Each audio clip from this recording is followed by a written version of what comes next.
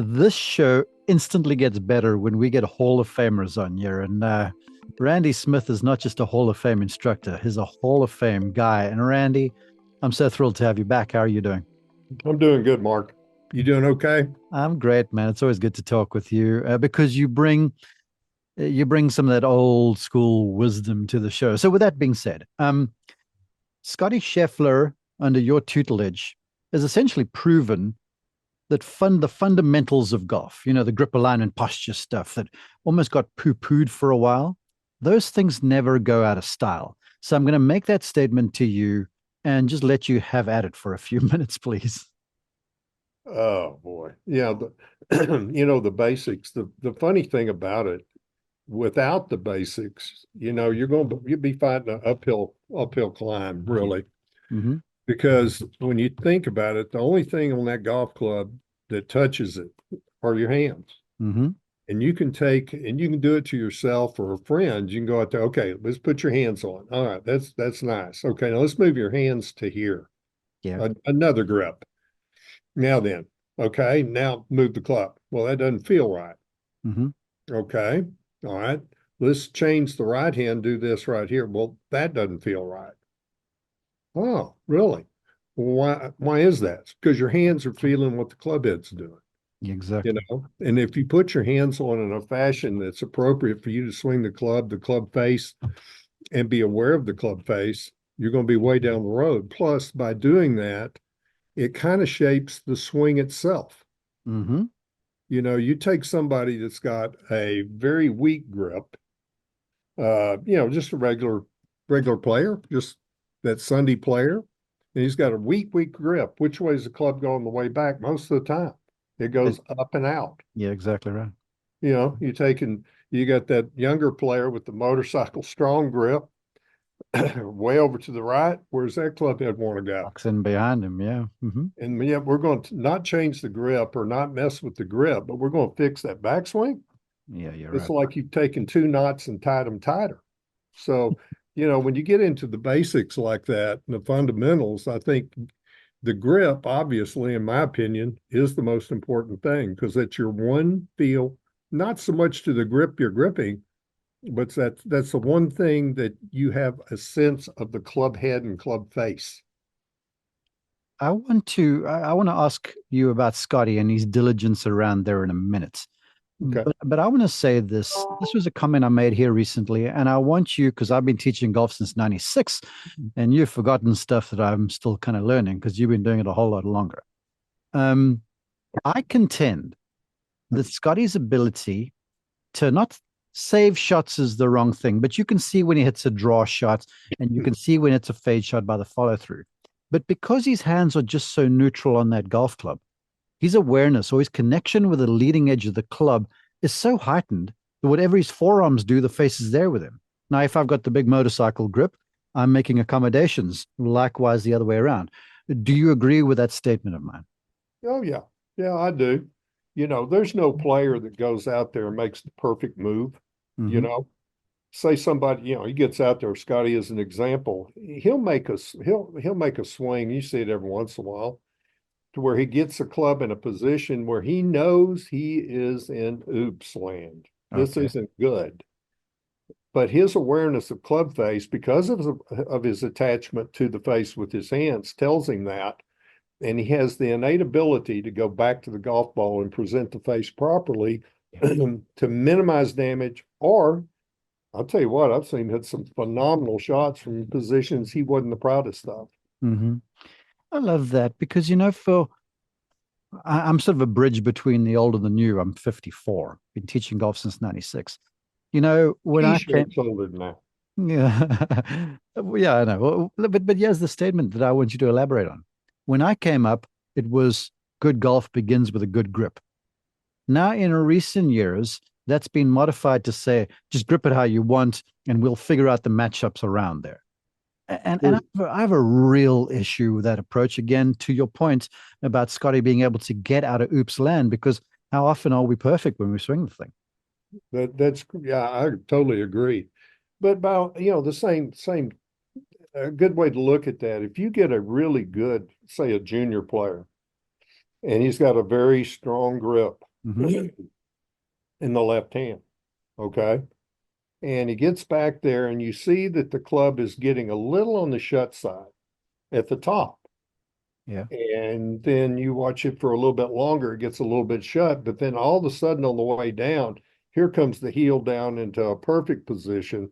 And then he turns back through with minimal throwing of the golf club, a Mm-hmm. little more rotation, a little less hand action. Yeah. Yeah.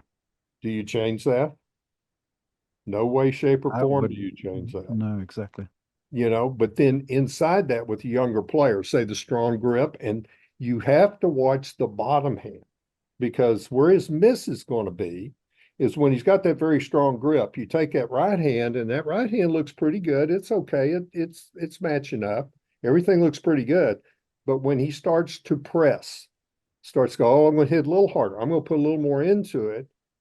You watch that right hand start to creep more under. Mm-hmm. And once it goes more under, then the shaft line wants to go more across at the top. So what happens is, well, people say, well, he's going to hook the heck out of it. The miss is to the right, Yeah. dead right. Mm-hmm. Because once he's a little bit across with that grip being a little strong in both hands, then when he starts back through, the shaft's dropping a little bit behind him, and that path and everything is to the right. If he hits it to the left, it's a massive, massive help with the hands to get it back to the target. So you got to keep an eye on that. Yeah. In fact, I tell you what, a gentleman, oh gosh, in 1977, I had the chance to be with probably one of the greatest teachers, the teacher for me back then. And I was just a pup, and I got to be around him for a day. And he looked at the swing and my swing with the strong grip. He says, I tell you what, I love that strong grip. I said, Mm-hmm. oh, that's great. He says, I tell you what we're going to do though. I see a little lack of height there. What I want you to do is take that right hand. I want you to move it as weak as you physically can. And if your left thumb moves a little bit to you know, to the left, just a hair, that's fine. Don't move the hand position, but get that right hand as much to the fingers on top as you can. Mm-hmm. And I want to see what happens. I said, well, okay, I'm strong here, weak. In other words, I'm strong left, weak right. Yeah. Right. Most amazing thing I ever did. All one swing. I'm not kidding you, Mark. The ball went back up in the air. Yeah. And any thought or feel during the swing of the little low left that I kind of thought, I never had that feeling. I never had that feeling. So therefore, the face was being presented properly instead of having the chance to drop behind me and then flip it over. I need to ask this because obviously we're talking full swing here, and I haven't even got to ball position and alignment yet from our guru. When it comes to the shorter shots, that touchy sort of stuff, do you advocate kind of keeping the same grip you had, or do you allow things to be nuanced a little bit in how the hands go on the club to create different shots on and around the greens? That's a good question. I kind of stick with the same thing because it's familiar, and then kind of work and see how that's working. But if you've got a pretty good field player, Mm-hmm. and then all of a sudden you get this guy that says, on that little short one right there, I really feel better when I weaken that left hand. I just weaken that left hand just a little bit, elevate the shaft. Because if you weaken the left hand, your wrist goes more up Yes. just a little bit, Mm-hmm. which means the toe can go more what? Yeah. Down. Yeah. And you sit there and you watch them, and you just go, man, that is cool. I love that. Absolutely love it. So I'm not opposed to having a small grip change if you're working around the green or from 15, 20 yards in. Heck, I had one player that plays for a living that would hit pitch shots anywhere from 20 yards in, except bunker. But any Okay. pitch shot around the green, he'd go from interlock to overlap. Ah, yeah, right. And then you think about why? Why would you go from interlock to overlap on that delicate shot? Well, if you take your hands, you put yourself in an interlocking grip position. The grip falls slightly more to the palm of the right hand. Yeah. Just a little, not enough to mess with, but it falls slightly in there. So you're feeling the fingers might be a little different. And you're only doing a little surgery there by the green. So if you go overlap, from interlock to overlap, it moves the grip slightly to the base of the fingers. And I think you have a little more feel because the feel in the fingers on the short shots around the green is so important. It's unbelievable. Now, speaking of feel, I want to get back to Scotty. And I'm still going to get to that molded grip he has on that medium iron he uses every day. Mm-hmm. But you talk about the grip, right? And his hands are just majestic on the golf club. But there's a softness about him. You never see tension in the forearms or the shoulders whenever I watch him hit or call him. And so I want your commentary then on not just how the hands are sitting, but the pressure at which the golf club, I see you smiling, the pressure at which the golf club is held. So please go ahead. Okay, so you've noticed that, huh? Yeah, I have. And you still see the softness. Yeah, I do. Somebody that's working a grip and you see the softness. Uh-huh, yeah. Oh, I see You, it in the arms and the shoulders. He never looks all tensed up through the forearms.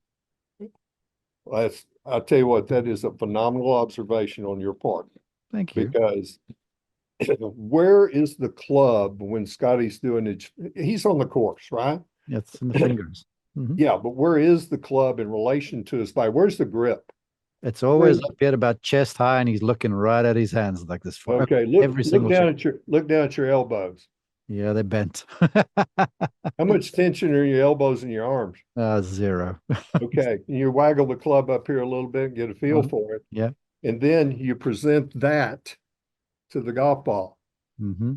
Now, if you grip the club down on the ground and you working on it and you putting your hands on with it down here in the V position, what are you creating in your arms and shoulders?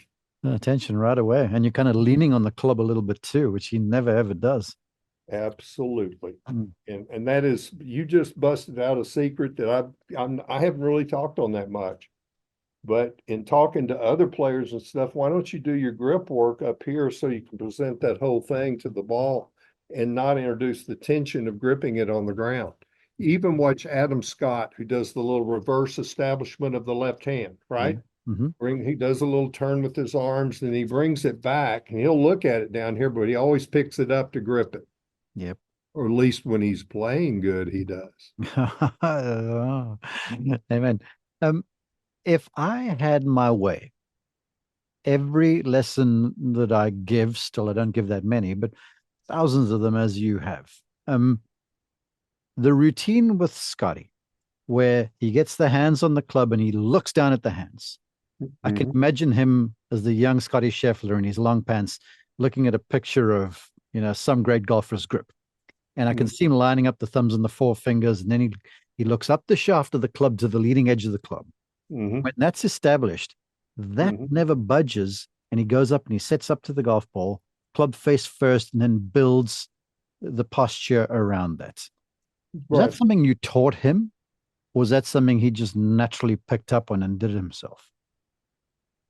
I think there's a little natural in it with him, but when he was little, he had a grip all over the place. Oh, really? Okay. Oh yeah, and he was little, Mm-hmm. Mark. We're talking super little. I Not mean, little he anymore. could he wouldn't sit on den caddies at the range. He'd get in them. I mean, he's tiny. All right. And so a tiny guy, knowing he need to hit the ball further, I'm just going to put that, where do you want it for Yeah. right now? Mm-hmm. Okay. And as time goes by, things change. All right. And I looked at some old stuff the other day. I'd say in high school, start of high school, it started changing. And before he got to college, it changed. It changed through college. It changed as recently as 2 years ago. Mm-hmm. And but still the relationship with the hands it was always there, Okay. always there.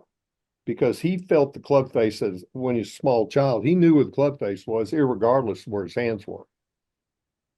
You see, it seems to me, I'm getting off track here, but I'm responding to your observation. Look, you can see the golf IQ there because whenever I play and I'm getting into course manage, whenever I watch him play, I'm getting in the course management here. He might hit it close, but he's never getting on the bad side of the flag. Right. And it's like he dissects this golf course. And when he had the lead at the Open, everyone's like Scotty's going to win, but I'm like, Scotty is not going to put himself under unnecessary stress by hitting the golf ball in dumb spots. Now, look, he's a great ball striker, but Mhm. there's that awareness and that discipline to the grip, to the shot selection. And it's almost something that's not very sexy. But every golfer listening to this or watching you should be approaching it from that mindset, wouldn't you say? I think so. I think what we do too many times is just, regular players, because they're used to getting on the driving range, put the sticks down, there's a target, perfect stance, perfect alignment, hit shot at target, and hope like hell it goes there. Okay, right. And there's not much creation inside their shot. Mm-hmm. They just swing and hope. Basically, it goes straight. When it starts going straight on the range, therefore I'm doing great, but you go on the golf course and it never happens. The lies change. Yeah. Uphill, downhill, things like that. You don't get that same opportunity. And what Scottie does, I think, a great job. And he's always done a great job with this, but he's gotten so much better over the last 2 to 3 years. He dissects everything. Scottie is reading the green from 185 out. The pin is sitting in a position, say back left, Mm-hmm. and there is a slope on the left side. There's a bank there. He can go up against it all he wants to. Yeah. Okay. He's going to be more aggressive to that pin because he's got a bailout on the left that's going to help him Mm-hmm. because he sees the break. Now, playing the link style golf courses, he has this ability to see from the fairway. Sure, you played a practice round, but man, you got your hands full with this shot off the side hill lie to this, to that. You can see him as he's looking into the theater of the green. He's reading it just like the putt. He's reading it like a 30-foot putt. Yeah. The green's doing this. This will give me this. That's where the ball goes. This is the distance that I want to hit the shot. Okay. Now, the distance I need to come in, if I'm coming in here, it's certainly not a full one of those. Ted, give me the next one. And we're in a little carpet diem cut in there. We're going to ride that slope and we're going to work it back over to the pin, and the beauty of it is when he hits the little baby chip cut, he's got 6 to 8 yards in there that he can play with. Plus, Mm-hmm. he knows it's going to come out probably 10 yards short of his normal shot anyway. Yeah. Plus, he sees the window it comes in. He sees the height that's coming in. If it's going to hit short of the hole, it's going to work up to the hole. Mm-hmm. He's got a backstop, he'll take it deeper. He essentially, that shot, that little chippy cut with the sideboard, he Uh-huh. essentially iced that open at Port Rush on the first and the fourth hole. Both Sure were did. hole locations. You could use bailouts on the right. He cut it in there on the thing, rolled down to kick in range both time, and that was essentially that. Yeah, that's the perfect example of what I'm talking about. Or with those two particular holes, the one on number one was, oh my gosh, that set the whole tone right Yeah, there exactly. because of how well he did it. But he knows exactly what the green's doing. He's never going to be surprised by movement on the green. Once his ball hits and spins, say he's hitting a more lofted club, he's playing the break off that spin. In other words, it's going to come rip. Okay, we're going to rip this back. We're going to bring this thing back. It's going to come back 10 feet. Okay, Well, at 10 feet, which way is it moving? Watch where the ball lands. got you. Mm-hmm. You got to see that's a break of a putt. He sees those things. He won't admit to it. But I mean, I got to watch it on, I was kind of out of commission there for a little bit. And I watched, dang near every shot he played on the special channels that you get to watch the groups and everything. Mm-hmm. And I got to watch so much golf, and you could just see the way he looked into the green, and you could just see the information he's taking in. Yeah. And I think that's probably the most fun for me to watch is how he dissects a green. I call it because I get on many shows where the folks, and I'm gonna kind of tease your temper a little bit here. I get on many shows where people talk about strokes gained this and strokes gained that, and Mm-hmm. it's essentially data. And I'm like, there's a big difference between a good shot and the correct shot. Right. Because there's a result and then there's doing the right thing. Scottie is never gonna not hit the correct shot, I guess is the point I'm getting to. Yes, Okay. absolutely. You used the term creation earlier, and it reminds me of a conversation with Justin Leonard, who you've also been an instructor to, a major champion, star. He's been on the show. And he recounted the story where he was playing down in San Antonio, I think it was, and he wasn't hitting the ball really well, and he was working with somebody else, and you had taught him, and he called you up. He goes, Randy, would you have a look? And so you watch him play a little bit, and then you're like, Justin, you used to like draws and fades and highs and lows, and why don't you just go out there and do that a little bit? Well, it turns out that he tries it, and all of a sudden he starts striking it better because he frees himself up. And I paraphrase. I'd love you to share that story because again, I see you giggle because there's a lot to be learned from that anecdote. Well, it's somebody that I'm talking to is, my goodness, you've done some background. This is, I'm a golf nerd, man. I love it. I tell you what, no, that is kind of it's a cute story, you know. Justin had already talked to me, Okay, uh, right. called me up and says, "Man, I'm not doing any good. I'm doing this and that and the other." He had one miss, and I mean, it was horrendous. He'd missed like three cuts in a row, which he had never done in his life. Mm-hmm. And he says, "What I've got to go play the golf course that is the hardest golf course in the world for me to play is Bay Hill." Okay. And I said, "You're going to play, huh?" I said, "Yeah, but after Bay Hill, I want to see if you see something." All right. And I said, "Okay." He said, "Yeah, well, certainly, yeah, we'll do that." Because we continued to talk on the phone during that period of time where we were apart. Mm-hmm. And I said, "Yeah, but when you go play that tournament starting, you get there, you play a practice round Tuesday, you play a practice round, I mean, your pro-am on Wednesday, and you get on that golf course. I do not care where you are. I want you to hit every approach iron into every one of those greens, and most of them are going to be long irons. I want you to go up, down, left to right, right to left, almost irregardless of the pin. Okay. I mean, even if the pin is on the left side, you feel like I want you to fade it, but make sure it's not coming out low. All Okay. right. All right. Mm-hmm. No more low fades unless you have to hit a shot that's specifically that way. Put movement in everything you did. Well, that little varmint, he made the cut. He was all excited. I think he finished in the 25 or 6 in the tournament. My gosh, what an accomplishment. Mm-hmm. And I started laughing at him because he was so excited about making a cut. I said, "Yeah, that's a joke, you making a cut." Mm-hmm. So he came back in, about 2 days later. Had the off week there, I think. I don't know. Yeah, it was an off week. He comes in, we get out there, and we immediately went before looking at technique, because his technique wasn't all that far off. It's just the approach to it was off. Mm-hmm. Got the ball up in the air, number one, with the irons. And so be a little more receptive coming in the green. But got back to a fade that he could hit, stand a fade up in the air a little bit, move it a little bit, because everything he was hitting was kind of a low hook. Okay. And the minute he could start to feel the fade again, that made the draw swing better. And the better the draw swing got, the more confident he got in the fade swing. Mm-hmm. And a few weeks later, he won the Texas Open. And it's not necessarily what I did, but it's just talking to a player and saying, "Look, the most important thing you're going to do when you're out there playing golf is you've got to see what you're going to do.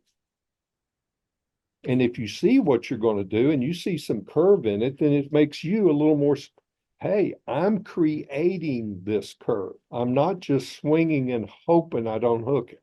Yeah. And if you start to create things like Justin did, then it feeds on the rest of your game. And he went on to have a really good year. Yeah. There's so many thoughts, but I do want to go here. You talk about that creation and stuff, but if I look at the list of, elite players that you've taught, mentored, um, and I gave a lesson this morning where this guy, he had watched YouTube a bunch and he knew everything Oh about yeah. where he was trying to get this golf club to and what he had to do. And it was like he was looking at this golf swing and had all these places he had to try and get the golf club into. And of course, he wasn't getting it right. So I painted for him what the feel should be to get the club to go where he wanted to. Mm-hmm. Almost, to use a Nicholas-ism, swinging the club through the positions as opposed to positioning the club through the swing. As I watch all of your clients, they've retained their own identity, yet still had control of their golf ball under pressure. Is it as simple as focusing on simple things like that, or is it ever in depth as you've worked with them? Well, for me, in depth, that's I'm not the most in depth kind of guy, but yeah, we'll work on little things here and there to move the ball one way or the other. The biggest key is, in my opinion, is that the shot that you have to hit, be it right to left, high, low, whatever, shapes the swing you're going to make. Yeah. I love taking players just for fun, and even do it with TrackMan. You know, The drama box. we'll get to drama box here in a minute, but to say, okay, you're hitting an 8 iron. Mhm. We've been hitting nice little 8 irons. Okay, right to left, left to right, up, down, checking to make sure this one flew how far, that flies how far. Having a good time. Says, now we're gonna have some fun. He Okay. says, what was my path on that last one there? Oh, I don't know. Let me look. That little draw, you were 2-8 right, your face is back about 1-7. Mm-hmm. Wow, is that good? That's good, isn't it? Yeah. Oh, wow, that's really good for a draw. All right. Yeah, let's all get to 0-0 right quick. It's when you know what we're trying to get to 0-0. God, I hate that. But anyway, Okay. I digress. Take a breath. Okay, now then, I move the ball back inside the right heel. All right. Okay, Mm-hmm. and I tell him, I say, okay, here's the shot. Now he goes inside his right heel and he's trying to open up to get back to the target. And I said, no, you're square to the target. Now here's the ball on the back foot. Man, that looks great. I want you to hit the highest, finest, big high draw with that 8 iron you can possibly hit.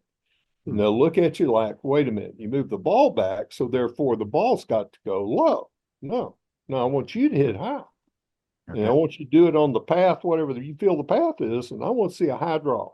All right. Absolute most beautiful high draw. Oh my God, it's so pretty. He says, wow, hello. And of course, you will film it there, kind of get it over to the side so you can show them the difference in the two swings. Mm-hmm. The golf ball was where it was, stayed where the ball was, let the club release where the ball was. Boom. The only difference in the shot he just hit had a little more ball movement and it was a little bit higher and it flew 7 yards further. Yeah. He goes, that's blowing my mind. I can do that. Yes, you can do that. But look over at the machine. And he goes over the machine. What's that say about your path? 9-8 to the right. Oh, sacrilegious. Oh my God, we can't have that. Yes, we can. What does it say about your club face? No, club face back 4-8. Yeah. Oh, that's proportionate to what you were doing from the correct ball position. Exactly right.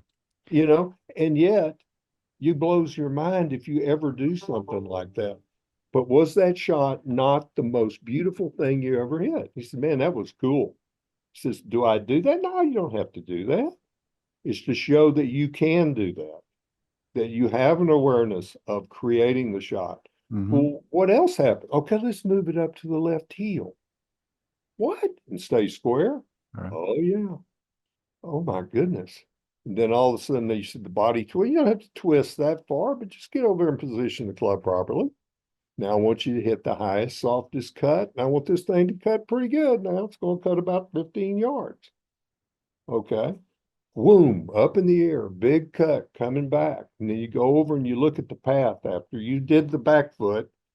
You go over there and look at the forward ball position. You go over and say, did you hit the shot you were seeing? That's exactly what you told me to do, wasn't it? I said, how did it feel? He said, oh, it's really good. I said, great. Look over at this drama box. What did it tell you? Holy cow.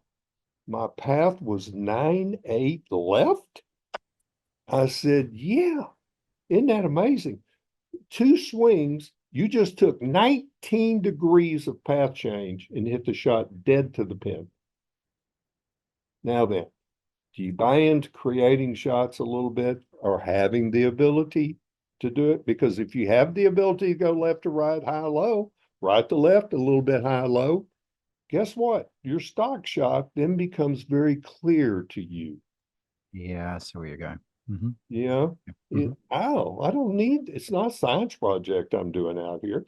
I'm going to hit this 8 iron, that center pin. Yeah. Okay. It doesn't need much curve. Once you just bring it back closer to the middle here, let's see you release the club face and everything feeling more down to the target. Hit you a high, a high straight ball at it and see what it looks like. And then all of a sudden they look over and there's zeros all over the drama box down there. Yeah. And they have the ability, better players have the ability for sure to do that. Yeah, but yes, and that's a really cool anecdote that you would share, and it's so true. It begs the question real fast. Mm-hmm.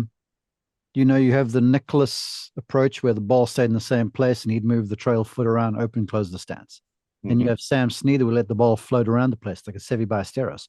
Are Mm-hmm. you married to one way or the other? I'm guessing not, but I'd love your insights over there because to me, ball position is such an important fundamental. I think it is very much. I think it's very important because you get one set of players plays the ball too far back and stops the rotation. They're backing out of them to get to the ball. Yeah. When you have another guy, if the ball's too far up, you see a great deal of lower body chase to get to the ball, Yep. then leading to hands and whatever. So moving the ball for that up guy, moving it back, you center him up more. The back guy, you move him up to chase him more. Mm-hmm. You blend the two and you get something you want. Yeah. It's not one trick for every pony.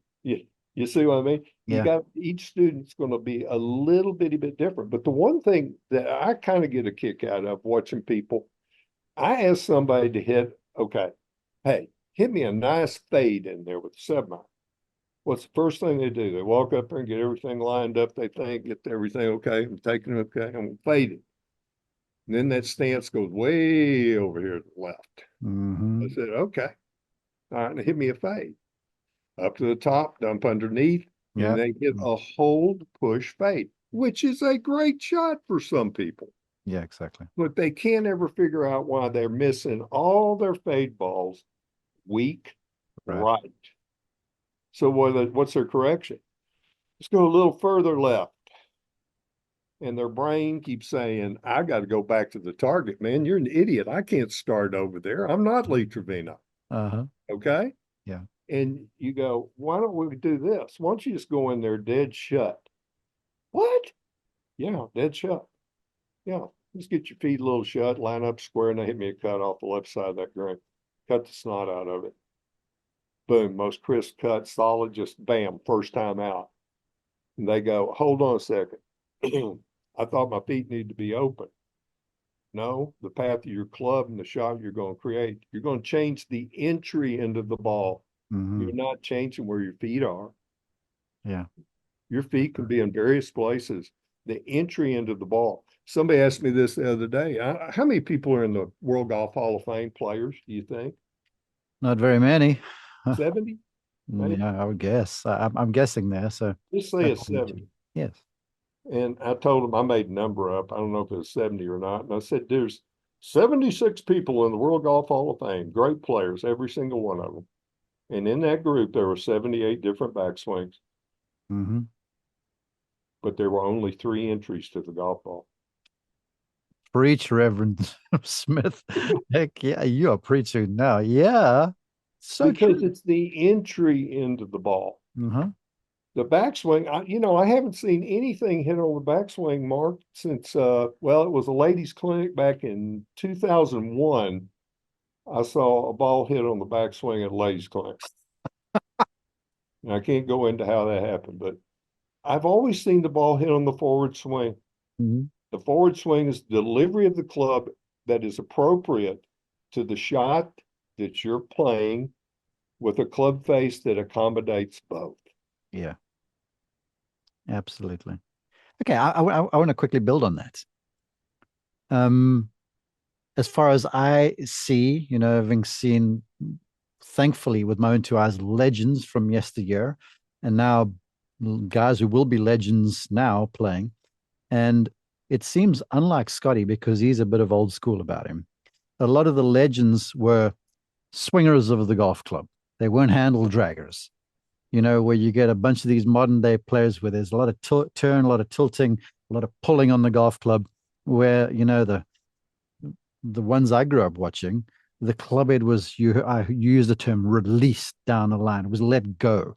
I feel like ball position and this creation of shots almost facilitates that as opposed to being like one ball position, drag the handle, and kind of squeeze one shot out there every single time.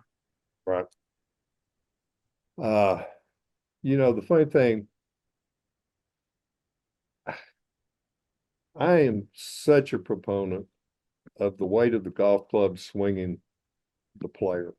Oh gosh, I just got goosebumps over here. Yes, I, it's a I swing, really right? am. I Uh-huh. mean, there are thousands of great shots you can hit holding the face off and driving the head in the ground a little bit, but it's because you had to do that to create the illusion. You see Hmm. what I mean? Yeah. But if you're hitting your stock shots and your field shots and everything, you have got to feel the weight of the club taking more of a role, taking you through the swing and into the finish than you taking the end of the club to some sort of finish. Yeah, exactly. Because every time you get to the top and you take the handle, you're going to have to adjust that at the bottom of the swing to hopefully get something out of it, Hmm. unless it's a shot where you're holding it. I love watching Alex Noren hit golf ball. I think it's phenomenal. And the way he holds the face, he's so strong and hits a lower piercing, fadey ball flight. Hmm. And it's wonderful to watch for him. Yeah, exactly. For him. You take somebody else, Alex Noren can clear out of the way faster than anybody, and that's where he keeps his speed up. He can hold on and still create a pretty good amount of speed. But you take somebody that's letting go of the weight and letting it fly, holy cow, ball goes a long way. Well, what you say there, Randy, because look, we have elite players that watch the show. They've told me and listen to the show, but the lion's share of the fans on the show are club golfers. So You they bet. would be more, they would be better served if they did what you were describing, as opposed to trying to rotate like the internet's telling them right now, because they're going to litter the golf course on the right side if they're not squaring up the face. But see, the problem, not a problem, but if they're sitting there working on nothing but the body and squaring and doing body things, what's the one thing that's forgotten? For the club face And where is it when they're, okay, I've got to move this left leg out behind of the them. way Yeah. this time. I moved this, I'm going to move this. And you may have done it perfectly, but guess what? The You face didn't is, think it with the arms. yeah. And number one, the golf club is still back here and you've done this. Now what are you going to do? You're going to reverse back so you can pull the club back to the ball. Hmm. There's no flow to the club head. Yeah. And I'd look at him, I say, what are you thinking about? I've got to turn this left shoulder and then I've got to stay over my right foot better. Well, that's great. I like that. That's good. That's good. You're going to turn the left shoulder, stay over your right foot better. Then what are you going to do? I'm going to make sure I get a good rotation back to left hip. Left hip's got to go. The foot's going to hopefully do it first because I read that book, so it comes from the ground up and you right and all that. And I said, that's great. And said, then what happens? I don't know. I'm just not catching it. Says well, here's the reason. You're selfish. You're talking about you, baby. Everything's about you. Everything's about you. And that poor club head out there is getting no love whatsoever. He said, what are you talking about? You're hitting it with the club face. Yeah. Swing the club face. And then hopefully a little bit older and always put this line on him. I said, hey, just come here a second. Have you ever hit a fly with a fly swatter? Now you can't put this on a kid under 20 years old. They wouldn't know No, what a no fly one. swatter Exactly. was. Uh-huh. Yeah. Had no clue. Hmm. Here's a fly on the table or on the wall. How are you going to take that thing, rotate and pull through like this, and then hope like hell this thing catches up enough in time for, the fly's gone by the time the thing even thought about getting there. Or are you going to go up to it and go, whoosh, and deliver the swatter to the fly? Love you. That makes sense. Really? You mean I can use my hands? Yeah. Your hands don't have to throw too much. They might throw a little back here on a driver, might help that driver a little bit to speed up.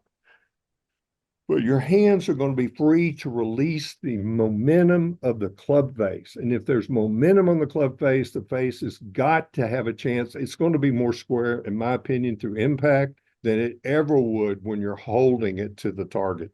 Mm. Plus, your contact's better. Yeah. Well, and again, we get back to then the value of the grip. Something inside is making me want to share this story with you. It's personal.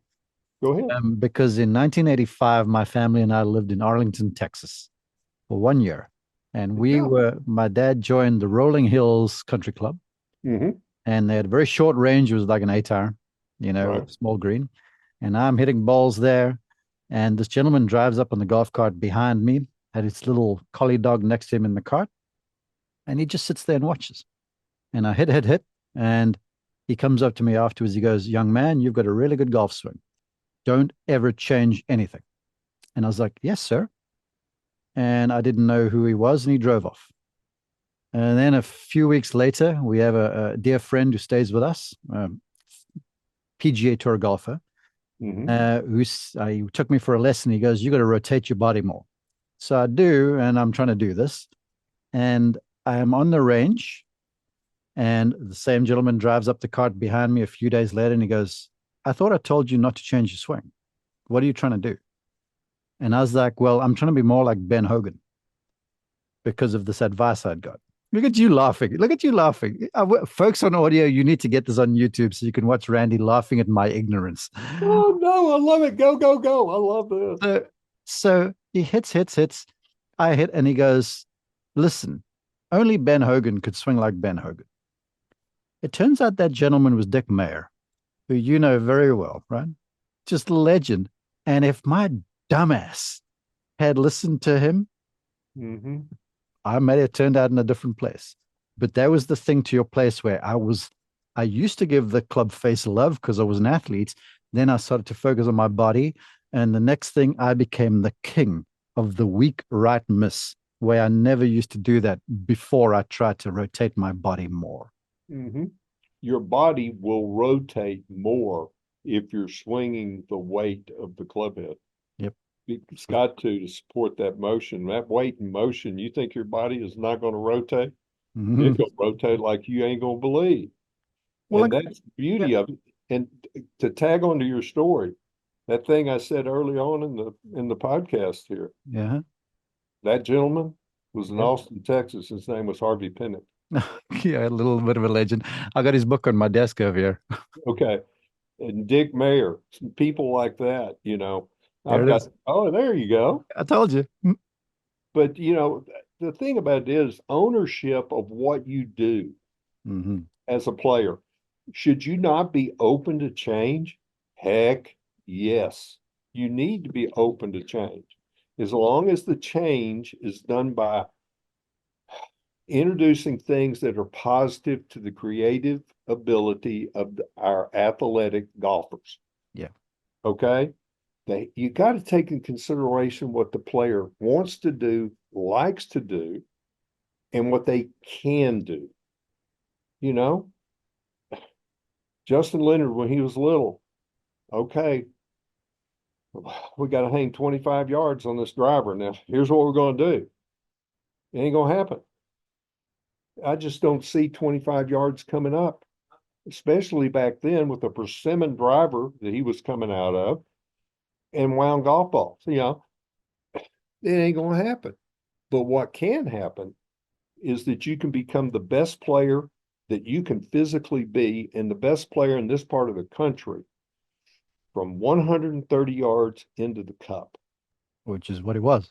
Yes. Mm-hmm. Then let that be the thing that feeds the other Yeah. because of him. Like Scottie, I had somebody the other day say, well, Scottie, for a big old guy, his swing speeds are not that high. I went, yeah, okay. Well, they're not that high. Of course, you were comparing it to whoever. I don't even know where he is in swing speed and ball speed, but I know what he can do. Yeah. I know, we were out here 2 days ago before we went to Memphis, 2 days ago, and nice hot day, and he says, "What's this?" Here it is, 122, 124. Which is plenty fast. I think we can make that work. No kidding. And ball speeds popping up there, what would that be? 80, 84 to 88? Yeah, mid. Yeah, exactly. And the thing Yeah. about it, you said allow it to build and influence the rest. Mhm. I've said on the air that I would match Scotty's medium iron game up against Tiger Woods because Scotty's distance control is just that precise. So if he Mhm. gets it out there any amount and puts those clubs in his hand, it becomes one-way traffic. It's simple as that. But see, the thing is, it goes back to the shot creation, Yeah. especially for athletic players. Okay, you're standing up on a particular hole. Let's give it a real good one. Let's say number one at Augusta. Yeah. Okay. Okay, and you got you a little bit of wind, kind of in slightly off the left. No, Always on. Why is it always on that hole? It's always in off the left for some I reason. know it's Yeah, amazing, isn't it? it is crazy. And you stand up there and you walk to the tee, and you see him walk to the tee, looking at that left corner edge up into the tree line. You just see him looking at it. And he slightly moves over toward the right edge of the tee. Got bunkers over here on the right, by God.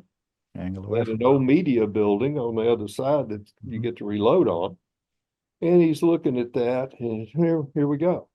Here comes this little bunny hop driver at about 115, 116 club head speed, goes out there, banks in just inside the tree line, hits once right by the cut, kicks over the left side of the fairway. You know, 114, 115. Here we go. Yeah, 300 yards. You come on over to number 10, same wind, slightly in, off the right on number 10.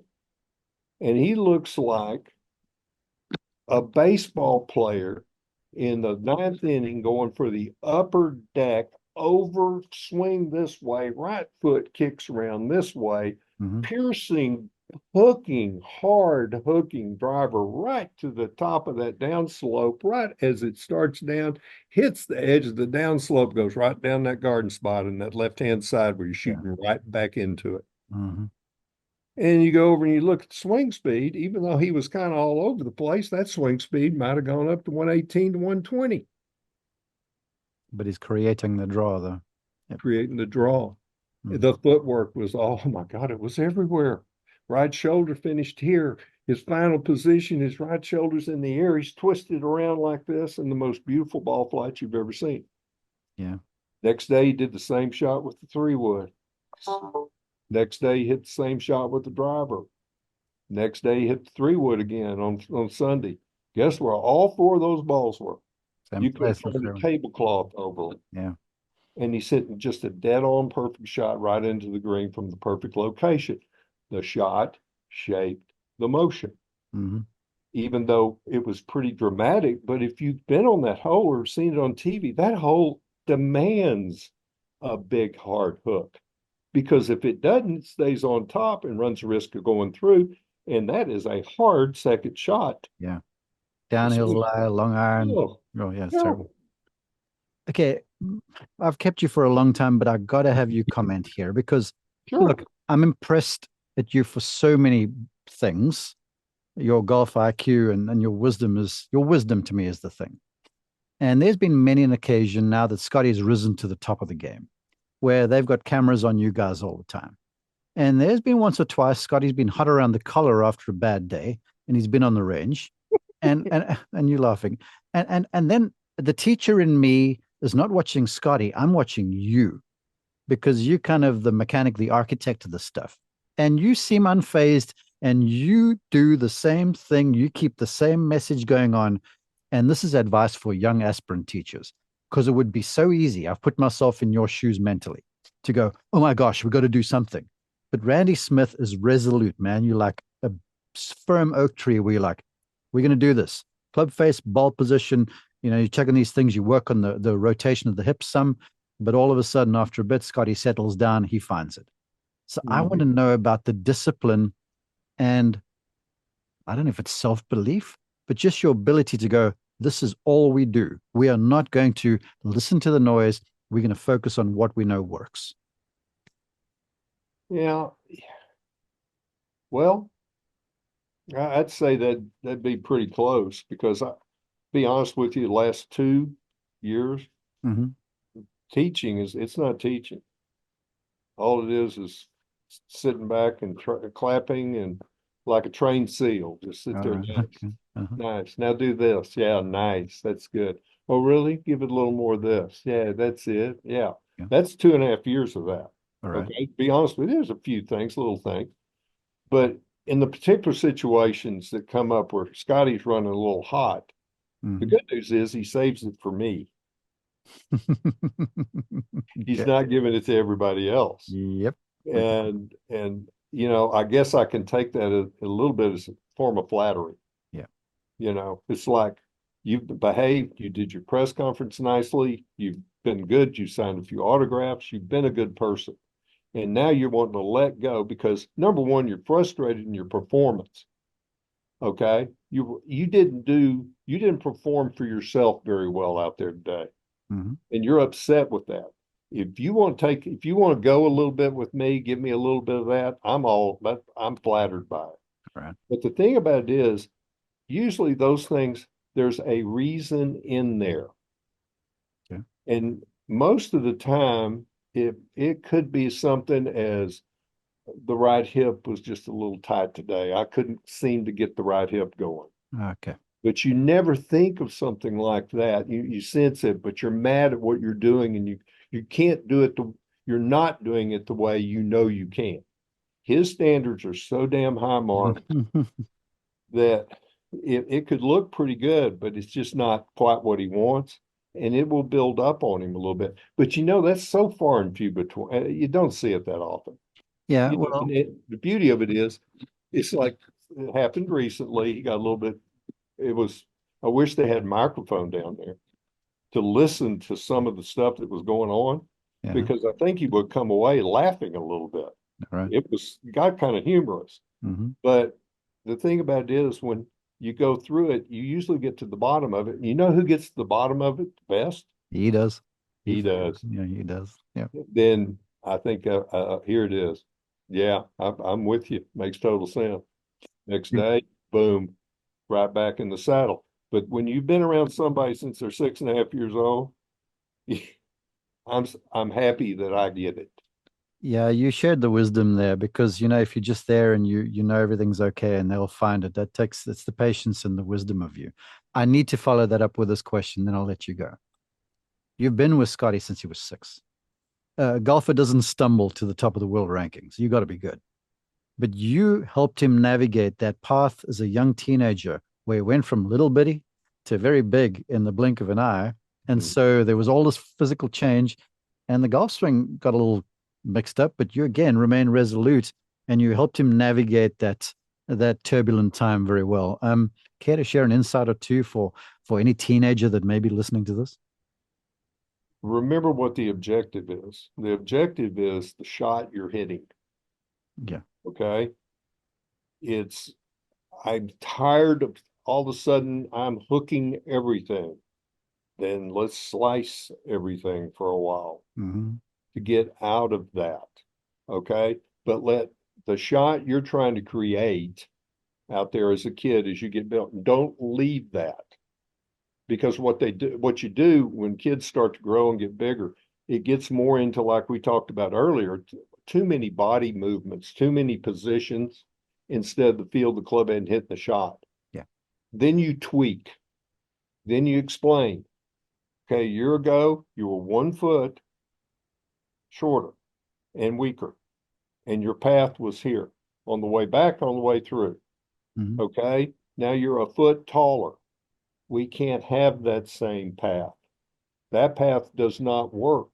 And you're still a little bit around here. It's not up and free. Yeah. Oh, that I didn't realize I'd grown. You've grown that much. But let's be aware of this club being more up. This is something, this happened, Mm-hmm. because a little guy growing up still going to take that sucker inside. He's still going to be on the little boy side of it, Yeah. not the big boy side. Mm-hmm. Well, the big boy's now up here. In fact, did you or did you not get longer clubs and bigger clubs? Yes. Well, they're more up. You're Yeah. more up. Let's swing more up. Oh, golly. Oh, that makes sense. Okay. Now are you going to finish more down? Only if you're in the low draw. Yeah, Okay. exactly. Mm-hmm. Let's finish up and see what happens. You mean, boom, yeah, match the forward swing to what you're doing on the backswing. Oh, mind-bending science. But with a little kid coming up, though, it keeps it fairly simple, and you don't get off into rotational, this, that. We got to have this. We got to right elbow. It's too much. Yeah. And you burn them up. Let the shot they're trying to hit get to that shot. Let's see what we did with the golf swing, which brings the TrackMan back into it. The drama box. Drama box has now been changed to X-ray box. All right. The extra, I like that. I can use that. Okay. You don't let the students see what's going on. And you got path, you got spin, you got all the distances and all those numbers, right?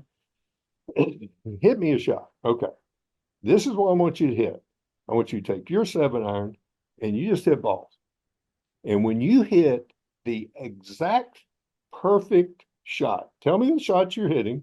Okay. Oh, a stock straight ball. Yeah, everybody hits that. Okay, good. Hop in there, hit me a stock straight ball. All right. Wow.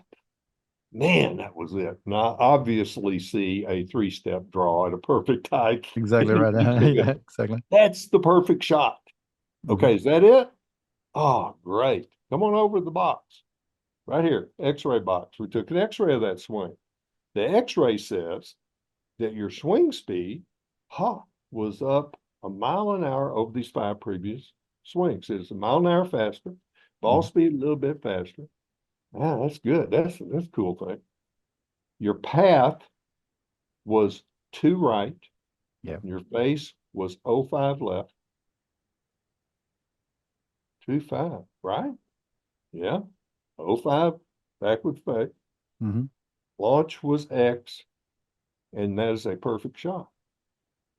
Oh, but it's 2 to the right. Yeah. What do you think it should be? Well, no. For you, Yeah. you said it was perfect. I took the X-ray. When you hit it dead perfect, bud, you're 2 to the right. And that's your perfect. That's you. That's where you live. And if I see you all of a sudden 6 to the right, I can say, well, where's your perfect? Your perfect's at 2. Yeah. If you want to play by numbers, this is how we're going to do it. We're not going to sit there and play to the number. We're going to let the swing, the shot, everything tell us what the number was. And then we know where we can always run back to. Well, I just hide that from him. I need to get him a little more on the target line. He's swinging too far right, and that's it. Oh, I love the way you describe that because I'm with Flight Scope and I barely use I use it some, but again, it's to confirm feels for people for me. And I won't show them all the data because you can't expect to make the same swing every single time. But when you start to see him navigating his way around 2.5, 2, and it's kind of in that window there, and there's some consistency about it, then I'm like, yeah, you don't need to see this anymore. Now go work on what you're doing and creating the shots you talk of. Yeah. Yeah. And that's the thing. And the beauty of using the technology, the biggest thing is, Scottie's got, I think, 4 boxes on his X-ray machine. He's got 4 boxes. Spin, All right.